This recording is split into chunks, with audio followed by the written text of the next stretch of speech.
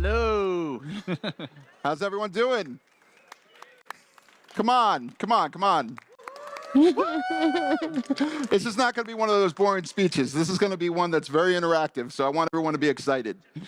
All right, so today we're going to introduce you to our second of our Iterate series, but this one's the first one we've done live, and we're discussing today this concept of speed versus security and what developers have to contend with. So here's the concept. I'm a developer, and I've been asked to kind of get this app out the door, right? So developers are designed to really, really, be optimized and be efficient for doing what they're meant to do, which is design that app, design that feature, design that function, and get it out the door. But during that same time, what you have is your organization is saying, whoa, we need some security around this. And we need to make sure that things are secure. Now, in a cloud-native environment, this adds some complexity too. So what we want to do today is kind of start this conversation of what developers have to contend with. The developers have to contend with this speed versus security. So today I'm going to introduce my guests. My guests today are Gene Kim. Say hi, Gene. Hey, everyone. Thanks for, I'm delighted to be here. Gene Kim has written many, many books. I don't even know which one's the most famous, but I think they're all equally famous. Things like the Phoenix Project, Yeah. So, yeah? Woo! We have Kelsey Hightower here. Kelsey has, he's done so much, I don't even know where to start. But Kelsey, I'll let you introduce yourself. Yeah, like... I'm a developer like you, struggling with questions like that. That's awesome. And we have also from Cisco, our own Stephen Augustus, head of open source. Stephen, say hi. Hey, everyone. Stephen Augustus, head of open source, recovering SRE and DevOps engineer. Well, thanks so much for all of you coming today. I think it's going to be a great conversation. I'm really psyched for it. I'm really engaged. You guys engaged? All right. So let's start to talk about this. So we have this whole kind of dichotomy that we have these developers. They're doing their thing. They're getting out code. They're pushing it out. And they're getting this onus on them that says, well, you really got to make this more secure. So where do we even start with that? Is it let's... Can I start maybe just to put this in context? So you all self-identify as developers, and I do too, but it wasn't always that way. So I got my master's degree in computer science in 1995, and yet I really gravitated towards operations. It was my observation that operations was where all the action was, where all the saves were made. Operations saved the company from terrible developers who didn't care about quality and pushed to production anyway. Operations were the people securing our applications and data, because it certainly weren't the ineffective security people as depicted in the Phoenix project. And so that's I've always been fascinated by how great ops people work. But in 2016, something changed. I learned a functional programming language called Clojure, and I just reintroduced the joy of programming back into my daily life. And I think what I didn't appreciate for decades was just how much you can build with so little effort these days. I mean, it's just things that would be almost impossible, 10, 20 years ago. And so I think what's so exciting about being a developer these days is you can do so much with so little effort, right? But there is this problem of how do you make it not just secure but operable, right? So it doesn't blow up in production and wake up people like networking people in the middle of the night, as was discussed in this morning's keynote. So I just want to set that up as a challenge, right? It's possible, but holy cow, is it hard? And I think we're going to talk about that today, right? Absolutely. Yeah, I think there's an element of when you write software, security is one slice of the situation, but the software is really designed to work as intended and only as intended. And so if it's slow, that's not working as intended. So then you get the whole performance side of this equation. If people can use the software to get other customers' data, it's no longer working as intended, then you shift towards the security side of this situation. In either of those scenarios, most developers are focused on the core challenge, which is this app is supposed to process this logic and nothing more should occur. The challenge, though, is that You're not building these things in your isolated environment. Your laptop is not representative of production. It never will be. And so when you think about the security challenge, you have to consider, where is the security threat taking occurrence? Where's the traffic coming in?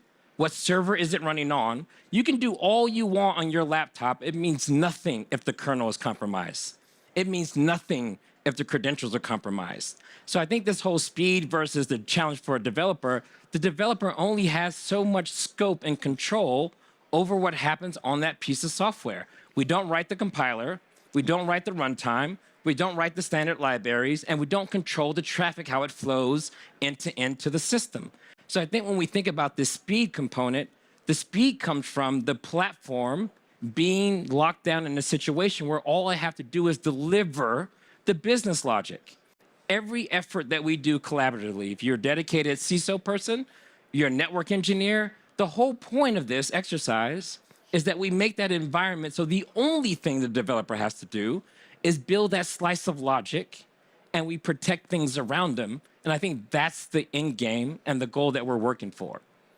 Yeah, for me, I grew up in corporate IT and like ops, to Gene's point. So I'm coming from the other side of the house, and I feel like I'm not really satisfied unless I know the entirety of the puzzle. I want to know what dev is doing. I want to know what ops is doing. I want to talk to the security folks. So really, it's like more about building. For me, it's like building shared context, right, with all of these teams, right? It's not necessarily.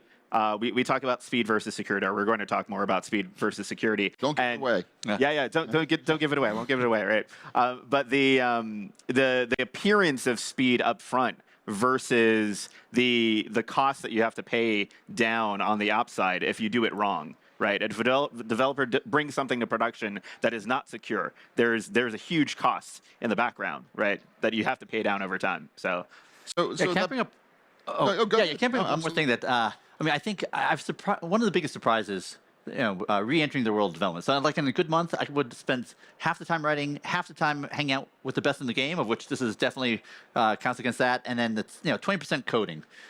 But the biggest surprise, kind of coding again, is that there's all these things that I used to have some interest in, or like I used to love doing for 10, 20 years, that I now detest. And I just have a small list here. I hate everything outside my application. it's a very long list. You're just going to hear the list for the rest of the I hate connecting anything to anything else. I hate updating dependencies because everything breaks. I hate secrets management. I hate authentication and authorization, data masking, bash, YAML, especially YAML. By the way, I actually saw what a correctly formed deployment Kubernetes YAML file looks like, and it looks nothing like mine. I mean, I guess I didn't even know what correct YAML looks like. Patching, I don't know why my cloud costs are high. I guess my point here is that there's all these things that just don't care about. It's not because they're not important. Like security is arguably as important as what we're trying to build, but I just have no patience for it. I'm not good at it. One time I was trying to like select a VM to run your code in, and I saw like all the option types, all the memory. I'm like, screw it. Like, maybe tomorrow. But I think you're hitting at the fact that we've been doing it backwards for so long. Presenting all of this stuff to anyone and saying, make the right decision across the spectrum, you can never win. Yeah. It's not possible. The other direction, I think, has more legs to it, which is, here is everything my app needs and nothing more. Right. I need packets that look like this, and my responses will look like this. Anything that is not that, just shut it down. If you tell me about it, I will tell you I have no idea why Vim has 38 vulnerabilities. We do not use Vim to settle database transactions. So you can patch it if you want, but giving me a PDF of things turning red, yellow, and green is useless. So I think we're kind of getting to a point where I think we've shoved too much information to a group of people that can't really do anything about it, nor actually care to take it seriously. Yeah.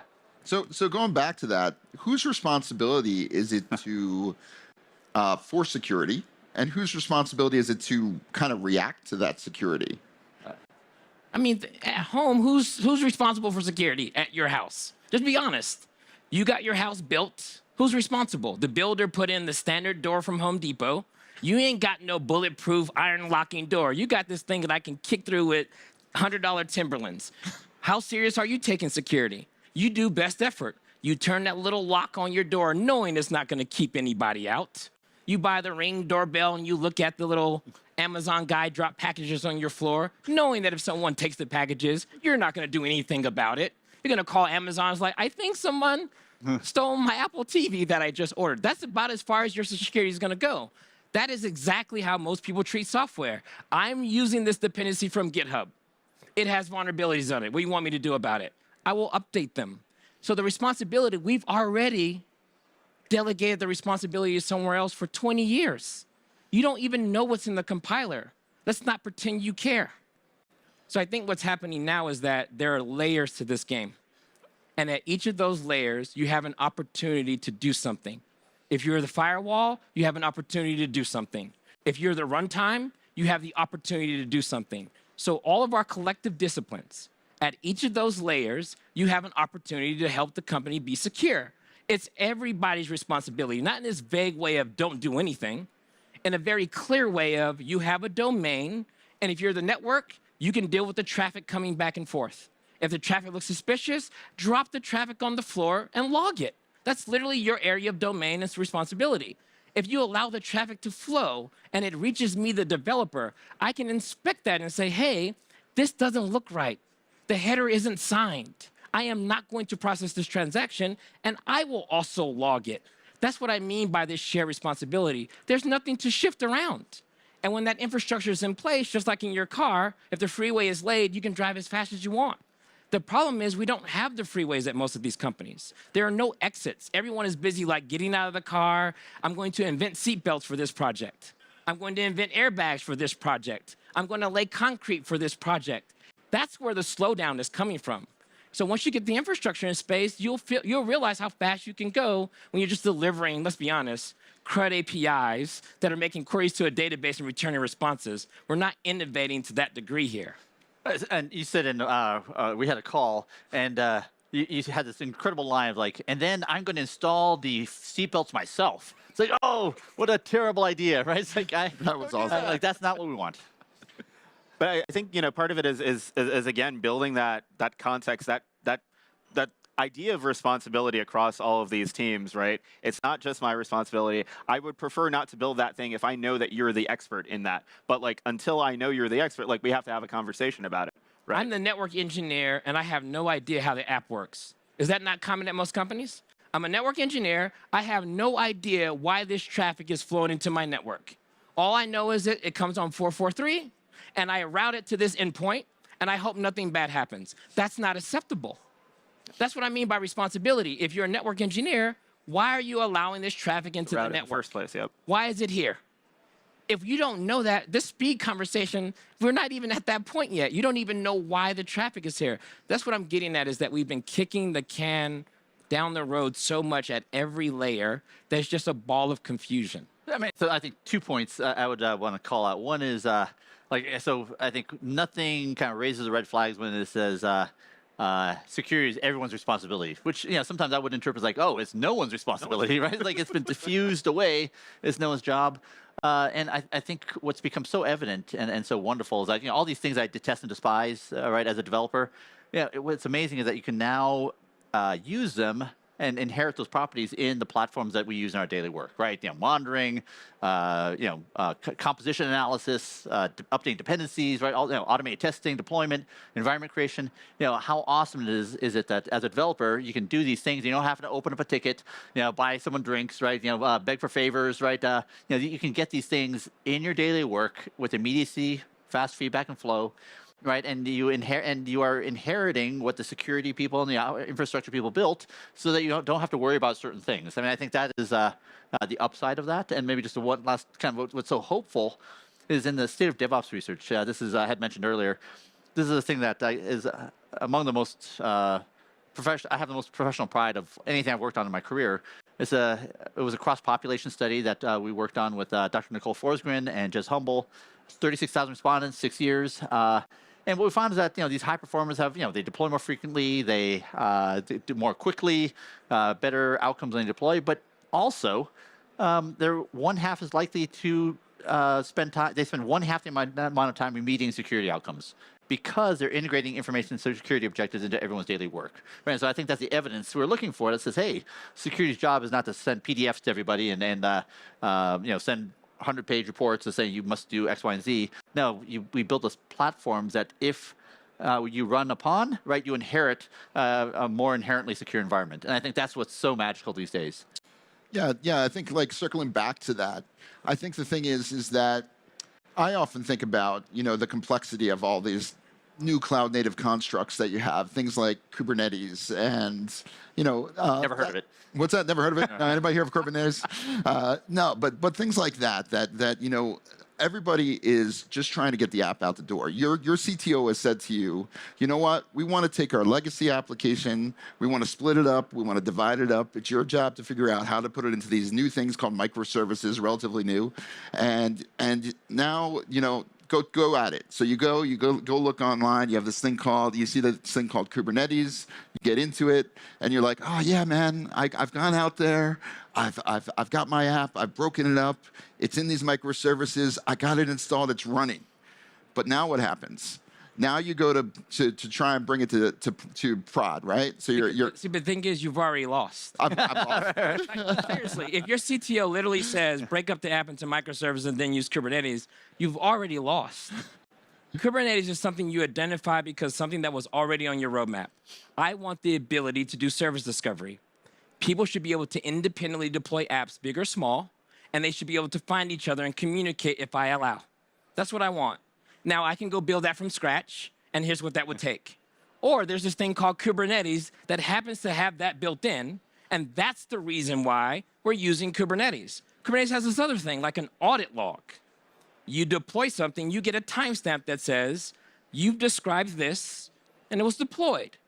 And now let's talk about the security component. I would like this policy to be true. You can only deploy in this region or zone. Now, in order to make this actually work, we need data about what is a region or zone. We need somewhere to hook in the enforcement layer, not a scan that says you've deployed to the wrong place. So in the case of Kubernetes, guess what you have that you've never had before? You finally have metadata. You finally have a system that says, before I deploy to you, where are you? What server do you have? What memory do you have? What IPs do you have? What's currently running? And you will get an accurate picture of these things. And then you have a hook. And in that hook layer, you can take the policy out of SharePoint or a Word doc or spreadsheet, wherever you got it. You can turn it into actual code that says exactly what you want. And so when people go to deploy, you have this emission hook that says, hey, this violates the rules. You cannot do that. Right there inside of the platform. None of this reverse engineered, scan, post-doc, audit every quarter, and then failing miserably. You can do it now in real time. So we take the people who create the policies, and we give them a tool to execute the policies. And everyone downstream, the developer, the ops person, when you say kubectl apply, guess what you're interacting with? Directly with the policy. And if it's allowed at that moment in time, you satisfied everything for the policy. And now your app is running. And we have all this additional metadata and hooks. Finally, we have a platform that you can actually collaborate with and actually see the results in a running system with no guessing. That's where we've evolved to with all of these tools. So yes, they're complex because what we're trying to do is complex. The way we solved this before was just through ad hoc measures. You run your scripts, I run my scripts, and when the auditor comes, we'll run some more scripts and see what turns red. We're not doing that anymore in 2023, or you don't have to. So just one question on that, just one follow-up on that. So I just want to define this. So when we talk about that, and we talk about developers and speed, and we're talking about putting a security layer in there, are we all agreeing that what developers in an optimal world should be doing is thinking about secure code? Then there should be mechanisms within maybe the pipeline that say, okay, is this policy, is it the correct policy to deploy, or even in multiple layers? Is this the right way to do it? So that it's... You know who did a good job? The whole mobile community. They said, we're not going to repeat the mistakes of enterprise software.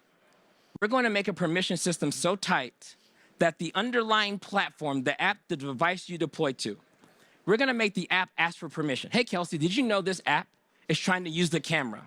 We're not going to rely on the developer to securely use the camera. We're going to let you know, Kelsey, would you like this app to use your camera? Would you like this app to access your photos, one photo or all of them? Because there's a trade-off if you allow this app to do so. This is solved at the platform level.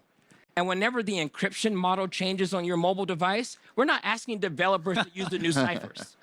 We're not doing that. We're saying you're going to get the new ciphers whether you like it or not, or you will not be on the App Store.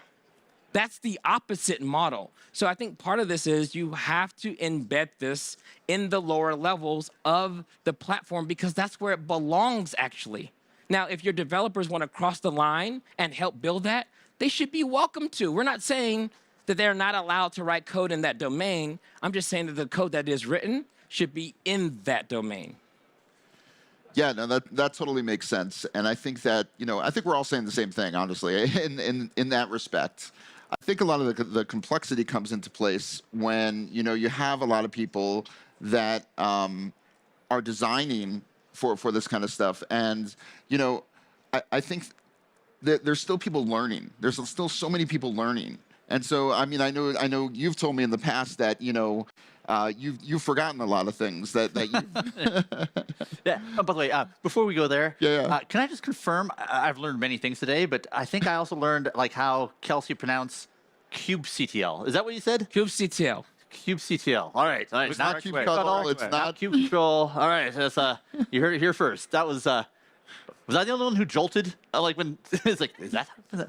Yeah. Sorry, I interrupted you. No. So I was just going back to. I know you've talked about the complexity of all this. So the complexity of maintaining, the complexity of understanding these things. And I know we've talked about it a little bit, but you've said many times that you've forgotten. Oh yeah. Some of these things that. Yeah.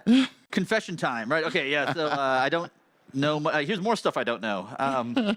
If I used to know, so in 1992, I was sharing with Stephen Michael, I wrote as part of a graduate course that we had to write a firewall. So at one point, I knew what a CIDR block was and a net mask was, but these days I've totally forgotten. Which is why you see these allow everything, because it's just I can't remember what they are.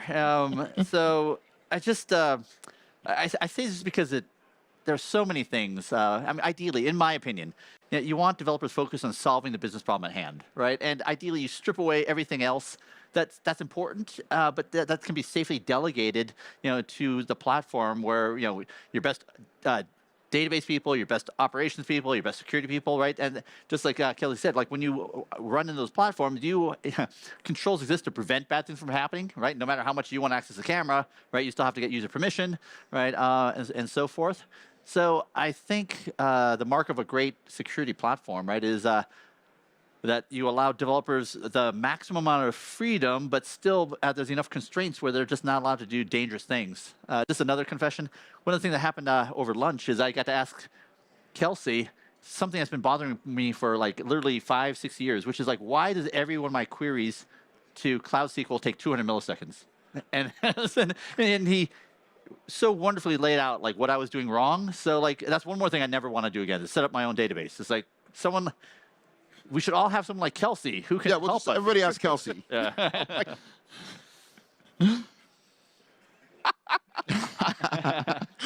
don't think that's Kelsey as a service. No, but I think we're hitting at this problem around that expertise that we're asking everyone to have. I think is too much. Yeah.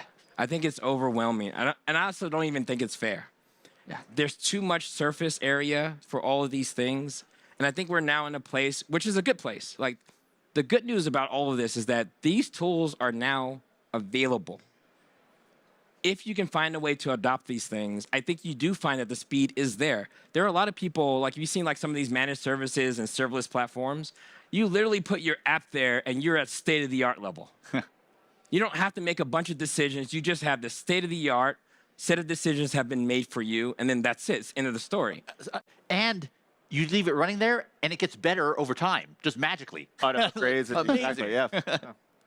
So I think I was joking almost a little bit when we were talking about the prep call. I think we nailed a few things on the prep call, talking about contracts. between developers, between different parts of the system, right? We're talking about building trust, we're talking about building speed and security, and some of that comes from defining the boundaries of what you're supposed to be responsible for, right? If you have very clean definitions, and Kelsey went on a nice riff about this, of what you expect that thing to do. Again, what you expect the network engineer to do, what you expect the application developer to be doing. And to Gene's point, layering in, putting them on a platform where it is impossible or near impossible for them to make a bad decision, right? Like that's the state we need to go towards. We're not talking about, we talked about Kubernetes. Like Kubernetes is great. I do a lot of Kubernetes. You do a lot of Kubernetes. Kubernetes is not was not the answer. OpenStack's not the answer. Insert platform here, Mesosphere, et cetera, right? Those were not the answer. Like again, it's accelerating the time to value on the application side, right? Your CTO, your CISO, your CIO, no one cares about the underlying platform. They care about the value that they're deriving from the platform at the end of the day, right? So how do we get to that fast? I think the truth is the solution to this is incredibly boring. It's very boring. When most companies see what the actual solution is, that's when people get demotivated quickly. For example, you want secure applications? Let's say you really want that. Like say you're super serious. First step is use something like gRPC and define the interface via protocol buffers. Start with the schema.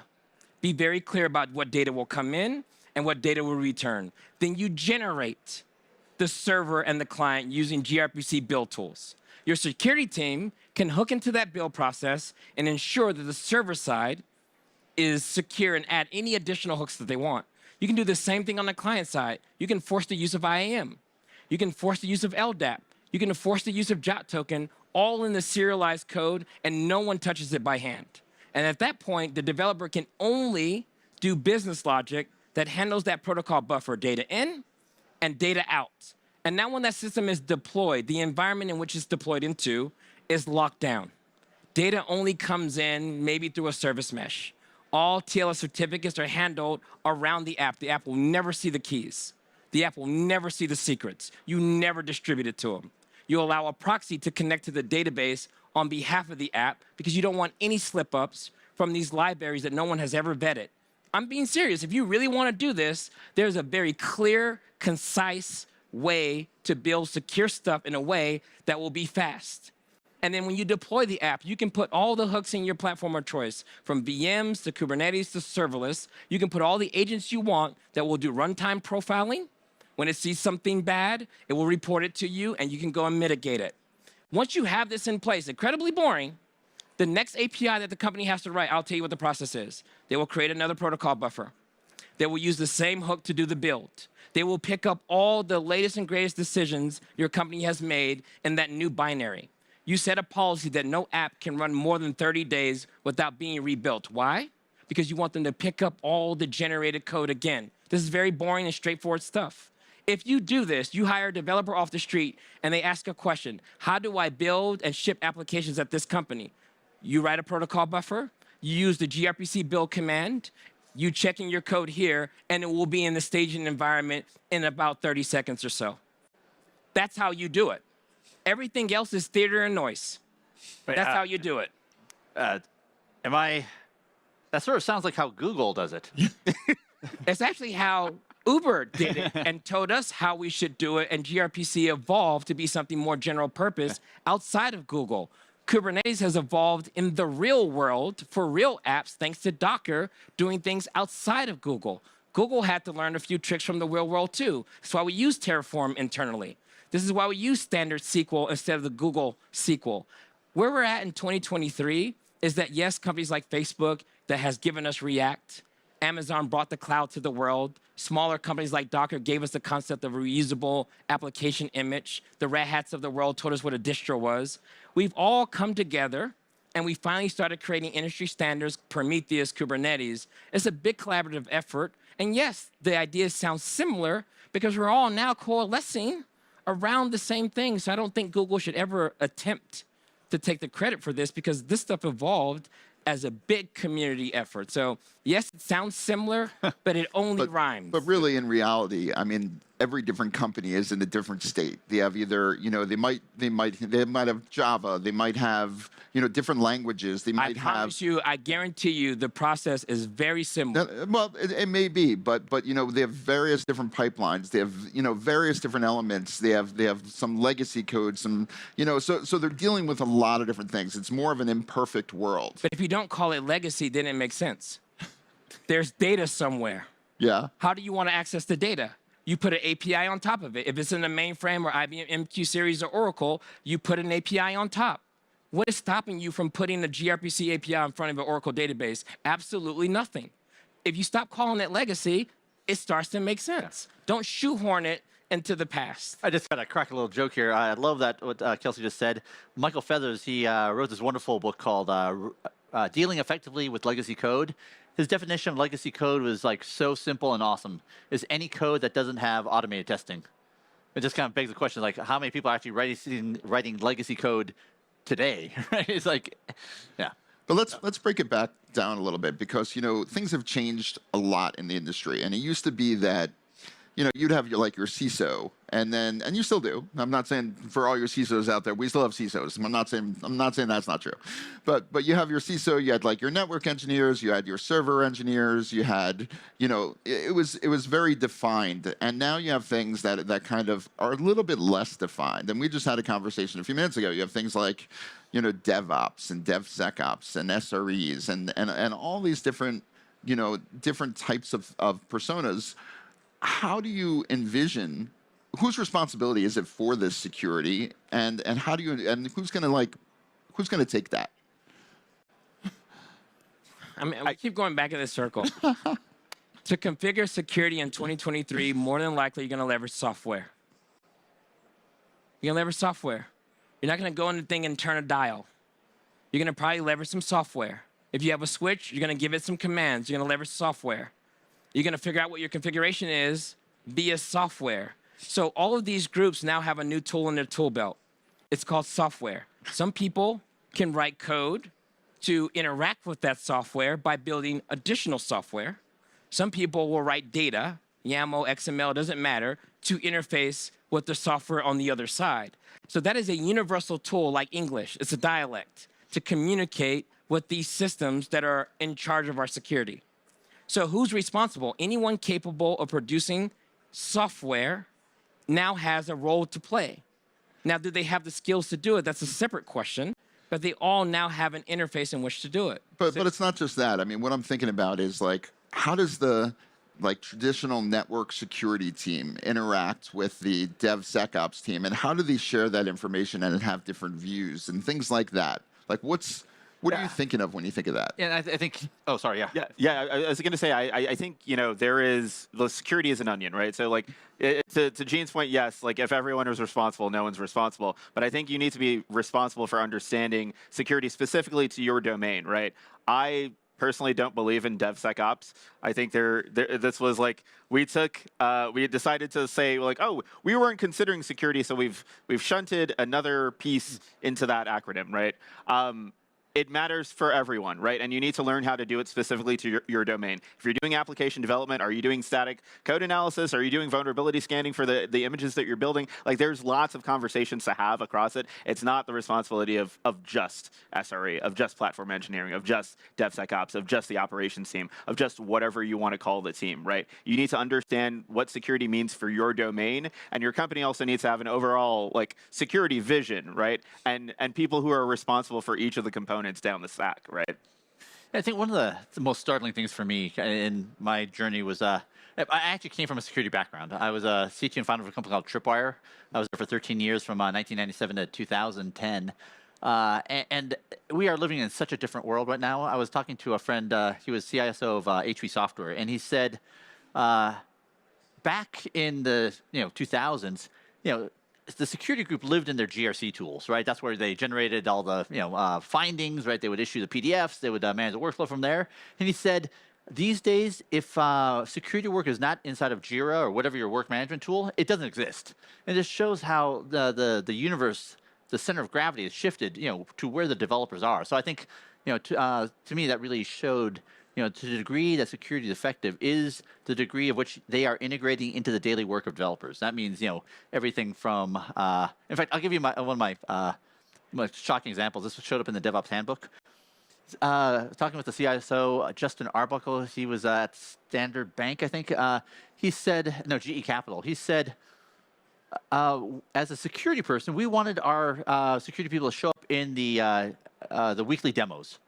And I was like, really? It seemed so the opposite of a process. It seems so informal. You just show up and watch a demo. He said, yeah, because this is where you actually gain an understanding of what the business project, what the developers are actually doing.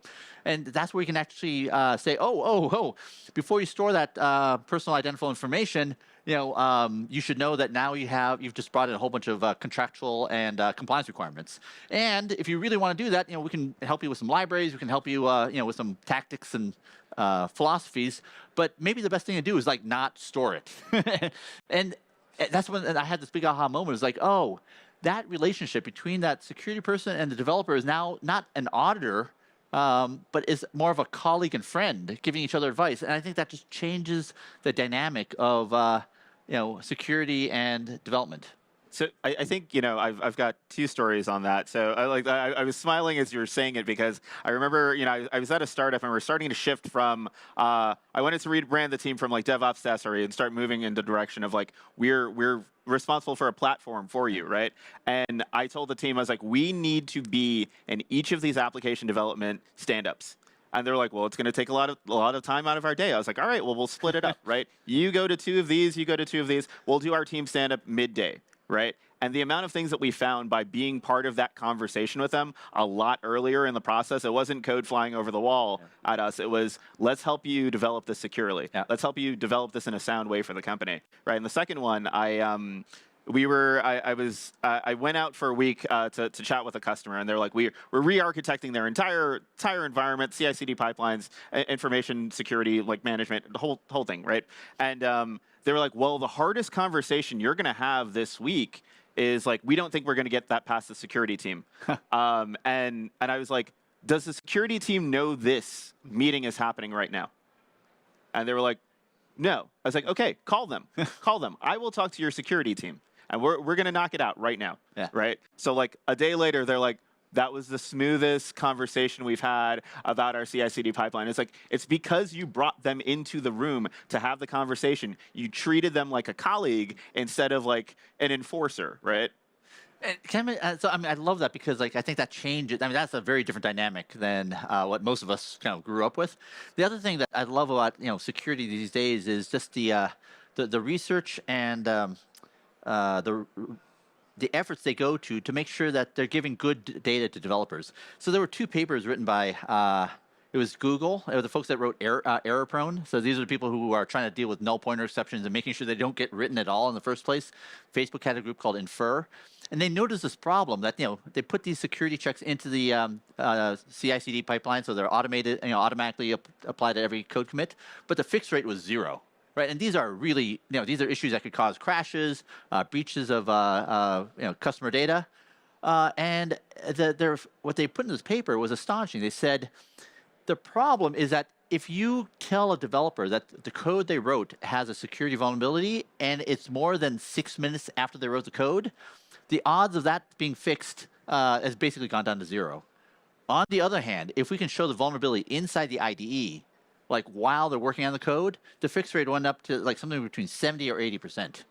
And it just shows, yes, it's nice to have collegial relationships with security people, but it's also great when they're generating tests that can run, during the daily work of developers, making them far better at, finding and fixing these issues. And it's just it's an incredible, I thought, insight in terms of what it takes. Yeah, and I think we have to go back to, we want to enable developers back to doing their job, which means that security is so ingrained in so many things these days. So think about this: you have all of your microservices, your application. They're grabbing things from all over the place, and now that everybody's heard about it, supply chain and SBOM and all this kind of stuff. And I always like to give this analogy. This is the analogy I like to give about this stuff. So, I think of a horror movie, right? The horror movie's like this. The horror movie goes, you know what? We used to have firewalls. The firewalls, we still have them. They haven't gone away either, so sorry about that. We have the firewalls, but the firewalls are like your front door. They're protecting you from getting in, so that's what's protecting you. It's your first level of defense. But now with all of this supply chain security and analyzing, things on the pipeline and all this other kinds of stuff, now it's like the horror movie's like, hey, it's in your house. And you have to figure out what to do about that. So I think that at the end of the day, really what it comes down to is that enable the developers to do what they do best, but also enable, in the various areas, like you had talked about putting something in VS Code and putting something on the pipeline, putting stuff in the right areas that will allow us developers to do what they need and security to do what they need and kind of have the best of both worlds. We never take the human element out of that, of course. I think what you were saying, Stephen, is amazing. I think bringing people into a process is the best thing to do. But I also think we have to enable them with technology and enable them to notice that CV sooner, to notice that maybe something's vulnerable down the line and doing things like that. So I mean the random tangent, since everyone's talking about AI, right? Is I think a lot of people have been concerned about I'm going to lose my job because of AI, right? And it's a little less about that. It's more about this can enhance your job. If you learn how to do it, you're going to be more empowered to do so than someone who does not use an AI tool, for example, right? But part of that conversation is creating feedback loops within the company. I have to now trust you that you're going to do the right thing with that tool, right? And it's part of the same conversation. I have to trust that department, that role, to do the right thing within the context of that role. Right? So how do you build that trust? Whether it's contracts, whether it's finding the right platform, meeting people where they are by having the tickets flow into Jira, right? All of those conversations, like meeting the person where they are and trusting them to do the right thing and backing them up with support and education based on that. I think one of the biggest pieces that, I don't know, I come from a world where you just have to take ownership and actually get it done. And there's a lot of no accountability in a lot of these things. Maybe we're afraid to hurt anybody's feelings. Maybe we know everyone's trying their best, but there's an element of accountability that's required when you're serious. You can't play around with some of this stuff. When you have a breach because of a gap or lack of knowledge or a misconfiguration, it's not that you get fired for making a mistake, but there's some accountability involved. That this process of just inviting everyone in the same room and trying our best may not be good enough, actually. Maybe there's a scenario where you say you can't keep building systems this way. Like what we saw with the SolarWinds situation. You buy SolarWinds and you're good. People were not doing security, they were doing due diligence. We bought the thing, we checked the box, and it turned out the thing we bought was compromised.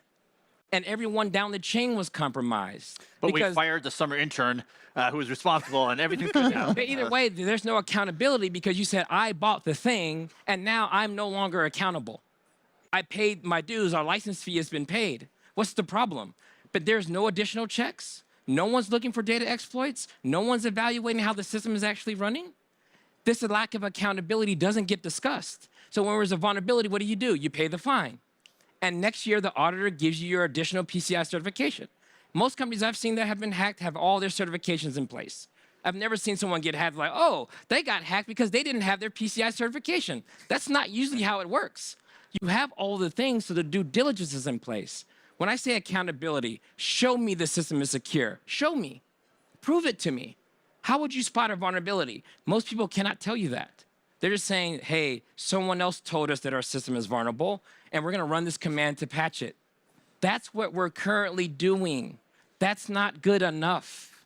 And luckily for us, the world has evolved that a lot of the platforms we use, they have taken accountability. When you use Salesforce, they take accountability to keep your data safe, so you push it there. When you use a CDN, they take accountability. So there's accountability in some of these systems, but I don't think we hold it for the things that we build ourselves, and I do think it's a problem. So it's one of those things that most people don't want to go to because it's not like the happy, fuzzy smile, everyone do a good job, but it's a real thing that's required in such a discipline like security. You need to know where the gaps are, and you need to have some accountability. No, I think that's great. I mean, I think this has been a great discussion about this. Let's wrap up the discussion on security. Any last thoughts about this? Build it in the platform to keep everyone else from having to invent the wheel, especially those that don't even know how to drive. I think we're asking people to do way too much. And there's many layers to this puzzle. And if you take care of this stuff at each layer, I think it does make it very easy for everyone to move fast because there's so much air cover throughout the platform. And these are very concrete things. It's not fuzzy, high level, no one owns it. If you're the network team, then your job is to make sure the ports are configured the way they're supposed to be configured, the right people are using the right subnets, and the right ports are open, and you did it all with intentionality. So when someone says, why does that team have that IP block? You should be able to tell them. And when they say what traffic has flowed through those IPs, you should be able to tell them. And if you can't, then that is your area of domain for the security stack that you need to go solve. And we can rinse and repeat this all the way down to the Linux kernel that these apps run on. That's how you glue this whole thing together. And once that stuff is in place, yes, people can just get in their car and then they can drive without trying to reinvent the freeway system first. So you're telling me I should stop building this seatbelt, right? You don't need to learn how to build seatbelts, or you shouldn't. So, I mean, I think, it's understand what you're responsible for. Document it. Be very explicit about exposing the artifacts, whether it is the contract, whether it is the documentation, whether it is the feedback loop, the occasional discussion, the demo days, the what have you. Be very intentional about how you do what you do, because that's going to generate conversations with other teams naturally. So, Gene. Yeah, I guess two things combined. One is I just want to convey it is such an exciting time to be in the game. For developers, right? We are supported in ways that we've never been supported before. And I guess the one thought that comes to me is like for people who aren't developers, I think it's also an exciting time to be in the game. A friend of mine, Tom Limoncelli, he wrote the cloud administration book. He's at Stack Overflow right now, and he said something to me that I'll just never forget. He said, for those in operations, like infrastructure, he said, we're in this time where there's a fork in the road. Down one path, your salary goes down by half, and the only job you can find is at the Genius Bar at the Apple Store. But down the other path, right, you have the hottest skills in the marketplace, right? Because you know Kubernetes, Service Mesh, right? You can Istio and all these things, and your salary doubles because there is no company on the planet that isn't that doesn't need these skills. And so I guess the kind of unsolicited advice I would give is, wow, whatever. There's so many opportunities to learn. It's we're all in this field, because we're curious. We love learning. We love the act of creating things. And so if you are feeling like maybe you're not quite in the game, right? There's all these opportunities. In fact, I'd love seeing all these CCIEs here, right, who are in the cloud space. Because we need you, and so I think it's just I guess this is really assurance that your skills are needed more than ever, because there are people like me who have been blocked on the network because I put allow all everywhere, right? And so people like me need your help. So with that, Well, thank you so much. This has been an amazing conversation, and thanks again. Awesome. thank you. Yeah, anybody have any questions?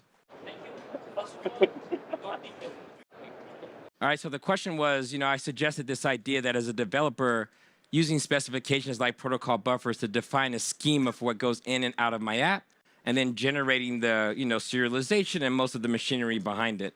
And then you get this PDF saying, hey, there is a vulnerability in the version of gRPC that you're using, right? And so in that scenario, especially these open source libraries, and it's not just gRPC that's a problem. It's all the transient dependencies that get sucked in when you're using gRPC. And I think that is a real problem where we're trying to solve this almost at the industry level, because it turns out this is a problem for the entire world. Who is writing this software?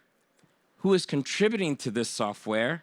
And then what is the SLA on these security fixes? And that problem is not completely solved. So this is where you're starting to see things like SIG Store, where we want to, like what we did for Let's Encrypt. We have now a central authority for $0 that gives people the ability to obtain SSL certificates in a way that gets renewed all the time, all the best practices as a public good. We want to do the same things for things like gRPC libraries. There's a vulnerability. It was patched and signed by this developer. It's known to be good. And so not just you bringing in whatever your package manager has or whatever your dev team is using inside of their repository, there should be a central authority that says the people you trust, may it be Red Hat or the core developers that you chose to trust their signing keys, that new fix is the right one that you should bring in. Now, there's a debate. Should it just be brought in by you? Or should it be brought in by the build system, right? Because let's say you build this software today, but it becomes a problem 3 weeks from now, right? Do you start over the process? Or there are many people who assume that, hey, we're going to take your code and the thing that it gets built in, and we're just going to rebuild a package for you and redeploy. This is how most serverless platforms work. So in the functions world, this is what we do under the hood.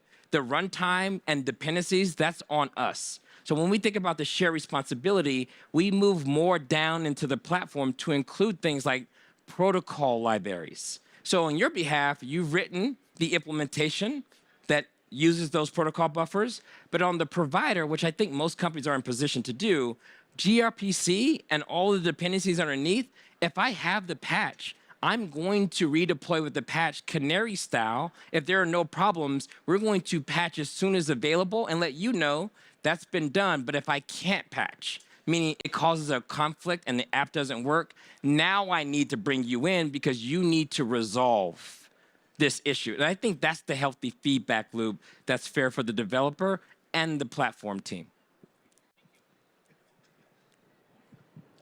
Thank you, Kelsey. Hey, Gene. Thank you for coming here. It's amazing to hear you. And I'm a product manager myself, and I struggle with the speed versus security every day, because each of my developer comes to me and say, I have so many security tickets to solve for that I cannot really bring in the new features.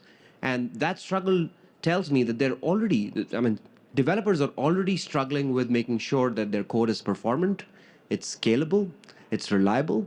And now we're talking about adding security as another pillar which they need to take care of. I heard from you, make it a part of the platform on which you're building. It could be Kubernetes, or it could be any other platform on which they're writing code. But what I've seen is, as a product manager, when I bring in requirements and capabilities and features, whatever the platform provides might not be enough for the developers in that case. And that's where the struggle starts. That's where they start coming up with new requirements where security is behind, and then whatever they're producing is not good enough for us to push out to customers. So what are your thoughts there, and have you seen those examples at Google or elsewhere? So at Google, they did this really cool thing where we call these horizontals, a lot of these integrations. Like you have to integrate with customer encryption keys, where they give us their keys and we have to encrypt all data with that. So if you're a developer building a service, you now have to go do that. VPC service controls, you have to stay within this fenced environment. So you have this feature set, but now you have to go do all of these security integrations, and it's a ton of work. So one thing that we've done is said, look, all these requirements that we're asking, now we're asking, who is asking for this to be a requirement? Now, what form do you deliver the requirement? In your case, it's like, hey, here's this doc of things you need to do. One thing we've tried to do at Google, and most cloud providers do this stuff comes in the form of a library. You need to be using this library when you do authorization. You need to use this library when you fetch data. Why? Because this library does all the things on that list. Now, we still have the list because there are situations where maybe there's a programming language where we don't quite yet have a library, or you want to do something in prototype mode where you're not quite ready to bring that in. But we'll tell you, if you try to go to production, this list will be evaluated. Now, if you use the library, then your chances of having an automated audit pass for the PM that's trying to get that ship deadline done, you're going to have a really good time. If you are not using the library, I can already tell you, you should get in contact with us 6 weeks beforehand because we're going to let you know where your gaps are. So what we've tried to do to reduce this burden is that the people that are making these requirements show us the library. Let's not ask something of people where they're going to have to stop what they're doing, and every Googler has to go and do this. So typically what you have is, are you using the library? And there's some apps that are not, and we can identify those because they keep having this challenge that you speak of, and then it becomes a suggestion, then it becomes a mandate. And now you start to say, look, if you want to comply with horizontals, you need to bring in that framework and toolkit, and that's going to be your best chance at not dealing with this, because guess what you get for free? When those requirements change, like we changed the ciphers for encryption, if you're using the library, you are good to go. Just bump the version and you got it. Yeah. I have a to validate that, I have a friend, he's CISO at Fannie Mae. So I think it's $4 trillion balance sheet of primarily made up of 30-year mortgages. Anyway, his goal was, he said, my goal is to create paved roads. Right, so if the engineer, sticks to the paved roads, they will be the first line of defense, and they will handle the compliance and audit responsibilities. Right, I mean, it's just a phenomenal benefit, right, when developers don't have to be first line rather.